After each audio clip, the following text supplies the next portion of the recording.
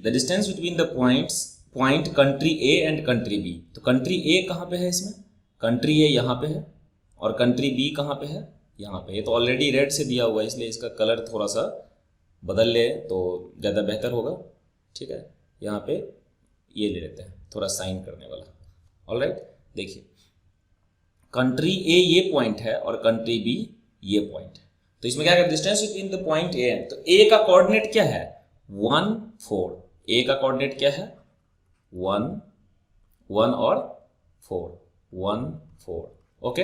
और बी का कोऑर्डिनेट क्या है 4, एक्स एक्सिस पे ही है तो 4 0, बी का कोऑर्डिनेट क्या है 4 0। तो इसके बीच में डिस्टेंस क्या, तो डिस्टेंस फार्मूला क्या होता है, square root of A B is equal to square root of x2 minus x1 का whole square plus y2 minus y1 का होल स्क्वायर। यह कितना हो गया, स्क्वायर रूट ऑफ x2 कितना 4 माइनस 1 तो 3 का स्क्वायर प्लस 0 माइनस 4 तो माइनस 4 का स्क्वायर। सॉल्व कर देते हैं, कितना हो जाएगा यार, स्क्वायर रूट ऑफ 3 3 जा 9 और प्लस 4 4 जा 16, तो रूट 25 यानी कि 5 यूनिट्स।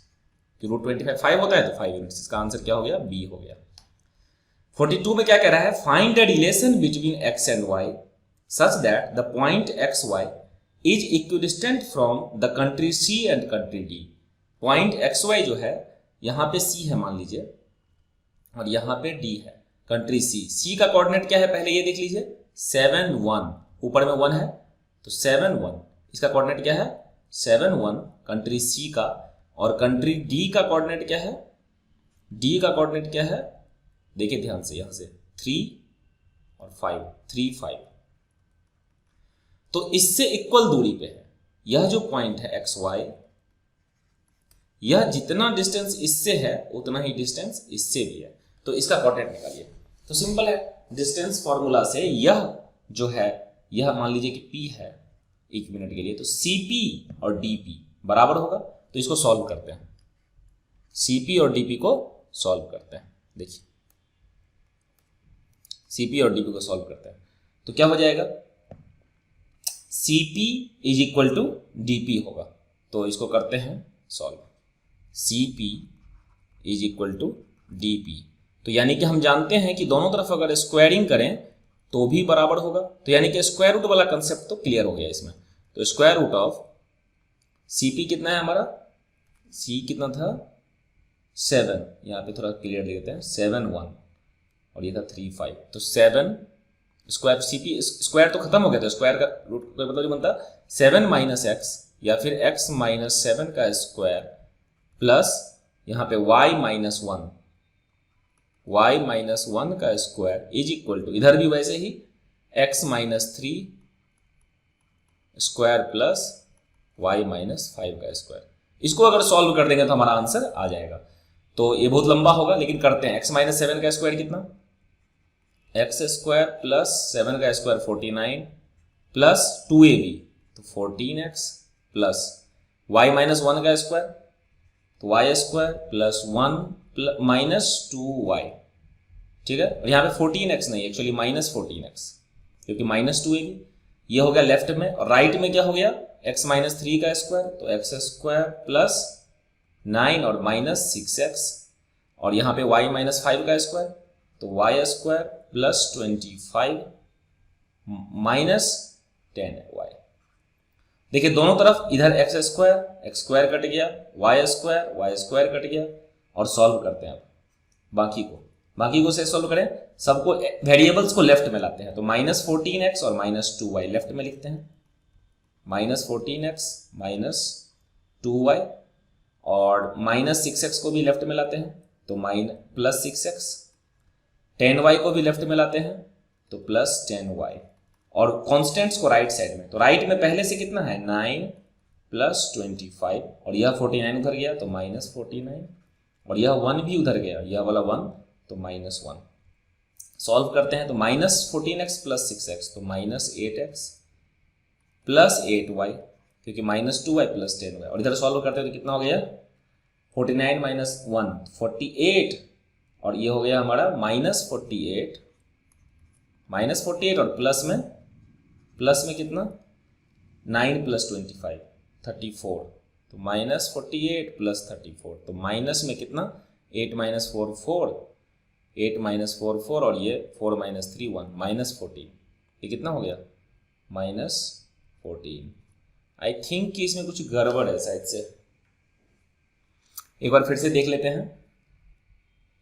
ये कह रहा था XY from country C and country D, C का है 7 1, ठीक है बहुत बढ़िया, और D का है 3 5 और ये है XY, तो x माइनस 7 का whole square plus y minus 1 का whole square equal to x minus 3 का whole square plus y minus 5 का होल स्क्वायर, ठीक है, a माइनस b का whole square a square plus 49 minus 14x, ठीक है, plus y square plus 1 minus 2y, ठीक है, x square plus 9 minus 6x, ठीक है, और प्लस में y square plus 25 minus 10y, बहुत बढ़िया, y स्क्वायर कट गया, ठीक है, तो माइनस 14x प्लस 6x और ये माइनस 2y, ठीक है, और प्लस 10y, बहुत बढ़िया, और राइट साइड में 9 25 माइनस 1 माइनस 49, तो ये माइनस 50, ये 48 नहीं 50 ना, ये 50 हो गया, ये गलती है, माइनस 50 दोनों जुड़ेगा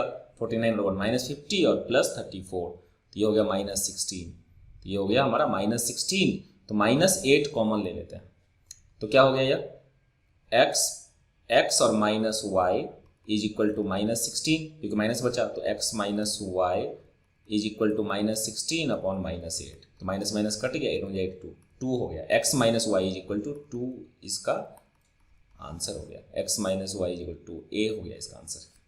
ऑलराइट, अब हम करते हैं इसका नेक्स्ट 43। इसी में कह रहा है कि द फॉल्ट, देखिए इसमें क्या कह रहा है कि the fault line 3x plus y minus 9 is equal to 0 divides the line joining country P13 and इतना इंटर द रेशियो। यह किस रेशियो में इसको डिवाइड करता है, ये कह रहा है कि यह दो था पॉइंट, यहां पे समझिए यह दो पॉइंट था, एक था P13 और एक था Q27, तो इसको यह जो लाइन है यह किस रेशियो में डिवाइड करता है, ठीक है, तो इसको पहले सॉल्व कर लेते हैं। 3x plus y minus 9 is equal to 0, इसको x और y कुछ ऐसे लिख लेते हैं बस, तो ये क्या हो गया y is equal to minus 3x उधर लेके चले जाते हैं और प्लस 9, ये y हो गया, y का वैल्यू माइनस 3x और प्लस 9, तो इसको यह पॉइंट कहने का मतलब इसके ऊपर एक पॉइंट है, यह पॉइंट किस रेशियो में मारता है, पॉइंट क्या है x माइनस 3x प्लस 9, यह इसको किस रेशियो में मारता है, ठीक है। तो आप यहां पे जैसे कि देख पा रहे हैं यह पॉइंट का कोऑर्डिनेट क्या हो गया x और y के फॉर्म में ये, ठीक है, या फिर यहां पे अभी y ही लिखिए, अभी यहां पे क्या लिखिए y ही लिखिए। अब रेशियो मान लेते हैं हम कि m/n का रेशियो है, तो x निकालते हैं पहले, x कितना m into 2m plus n into 1, तो n upon m plus n, ये हमारा पहला इक्वेशन हो गया। और इसका y निकालते हैं, क्योंकि रेशियो तो हमने मान लिया है कि यह जो पॉइंट है जो कि इसके ऊपर लाई करता है, इसके ऊपर लाई करता है, वह इसको m/n के रेशियो में बांटता है, तो y इज इक्वल टू कितना m into 7, 7m plus n into 3, 3m upon m plus n, यह हमारा दूसरा इक्वेशन। लेकिन इसी में हम y का वैल्यू अगर ये पुट कर दें minus 3x plus 9 is equal to 7m plus 3m upon m plus n, और अब x का वैल्यू यहां से ये पुट कर देते हैं, तो ये क्या हो गया minus 3 into 2m plus n upon m plus n, ये लिख लिया हमने, और प्लस में 9, this is equal to 7m plus 3n upon m plus n। अब इसको हम सॉल्व कर देंगे तो हमारा m/n आ जाएगा। देखिए सॉल्व करते हैं इसको, कोई दिक्कत नहीं है, इसको सॉल्व करते हैं तो कितना होगा, माइनस 3 से मल्टीप्लाई करते हैं और एलसीएम भी लेते हैं, तो माइनस 3 से मल्टीप्लाई किया तो क्या हुआ ऊपर में माइनस 6m माइनस 3n और नीचे में एलसीएम लिया m+n का और 1 का नीचे में, तो नीचे में तो सिंपल m+n ही आ गया और ऊपर में ये हुआ और +9 से इसको मल्टीप्लाई करना पड़ेगा। एलसीएम लेंगे तो 9m + 9n is equal to 7m + 3n upon m+n। दोनों में नीचे m+n है ये, तो यह अगर मान लीजिए m+n उधर गया तो यहां पे जाएगा, तो फाइनली तो यह कट ही जाएगा। तो मैं इसको इधर ना ले जाते हुए भी इधर ही दिखा रहा हूं कि ये और ये कट गया। ऊपर में सॉल्व करते हैं इसको, तो -6m + 9n तो 3n, -3n + 9n तो +6n is equal to 7m + 3n। m को एक तरफ और n को एक तरफ लाते हैं, ये m है, सॉरी ये m है, तो 7m इधर आया तो -4m क्योंकि 3m और -7m, और 6n उधर गया तो -3n। अब m अपॉन n निकालते हैं, तो m और n इधर से नीचे लेके चले जाते हैं, तो -4 उधर जाएगा। अगर n इधर आया लेफ्ट साइड में तो -4 राइट साइड में गया, तो -3 अपॉन -4 कट गया, तो दैट इज इक्वल टू 3:4। तो हमारा रेशियो निकल गया 3:4 का। तो इस तरीके से इसका आंसर क्या हो गया, ए हो गया इसका आंसर। ठीक है, अब 44th में क्या कह रहा है, the distance of the country m, m यहां पे है, the distance of the country m from x axis, x axis से कितनी दूरी पे है। तो सिंपल सी बात है, ये लाइन देखेंगे x एक्सिस से शॉर्टेस्ट डिस्टेंस कितना दूरी पे है, 5 यूनिट, सॉरी 3 है, ये 5 तो यहां पे है 3 यूनिट।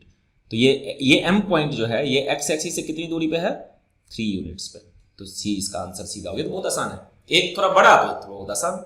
ऑलराइट, अब इसमें नेक्स्ट क्वेश्चन देखते हैं। ये हो गया, नेक्स्ट में देखते हैं नेक्स्ट में क्या है। नेक्स्ट में इसमें बचा हुआ है हमारा, कौन सा क्वेश्चन है इसमें, नहीं इसमें ये वाला नहीं बचा हुआ है। अब हमारा इसका कौन कौन सा हो गया, ये हो गया 33 34, ये दोनों हो गया, एक ये बच रहा है 45। ठीक है, 43 44 हो गया, 45 रह रहा है इसमें। ठीक है, तो अब देखते हैं इसको। 45 में कह रहा है कि what are the coordinates of the country lying on the mid point of country A and country D. A है यहां पे और डी है यहां पे, तो ए और डी इसके मिड पॉइंट पे कौन सा कंट्री होगा, मतलब कौन सा पॉइंट होगा। तो सिंपल सी बात है, इसके मिड पे तो देखो फिगर से भी दिख रहा है ये पॉइंट, लेकिन हम इसको निकालना पड़ेगा। ए का क्या है, यहां पे ए है, ए का क्या है कोऑर्डिनेट, ए का कोऑर्डिनेट है हमारा 1 4, और डी का कोऑर्डिनेट क्या है 3 5। इसके मिड पॉइंट निकालना है, मिड पॉइंट फार्मूला। तो मिड पॉइंट फार्मूला क्या होता है, इसका x कितना, x1 + x2 अपॉन 2, तो 1 + 3 अपॉन 2, तो यानी कि 4 अपॉन 2, तो यानी कि 2, और y is equal to y1 + y2 upon 2, तो 4 + 5 होल अपॉन 2, तो 9 अपॉन 2, तो 2 9 अपॉन 2 क्या मिला मुझे कोऑर्डिनेट, 2 9 अपॉन 2, यही मिल गया मुझे 2 9 अपॉन 2। तो ये हमारा बी इसका आंसर हो गया। ठीक है, तो ये तो हमारा सॉल्व हो गया 45 तक। अब देखते हैं दूसरा क्या कह रहा है। दूसरा जो हमारा दिया हुआ है इसमें, ये क्या बोलते हैं इसको, दूसरा जो हमारा दिया हुआ है ये केस स्टडी, वो क्या कह रहा है देखिए। कहता है polynomials are everywhere, they play a key role इन,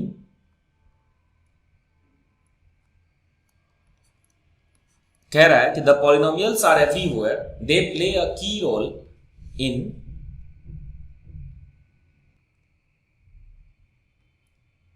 देखिए इसमें क्या कह रहा है कि polynomials are everywhere, they play a key role in the study of algebra, in analysis and on the whole many mathematical problems involving them. Since polynomials are used to describe curves of various types, engineers use polynomials to graph the curve of roller coasters. ठीक है, based on the given information, answer the questions 46 to 50.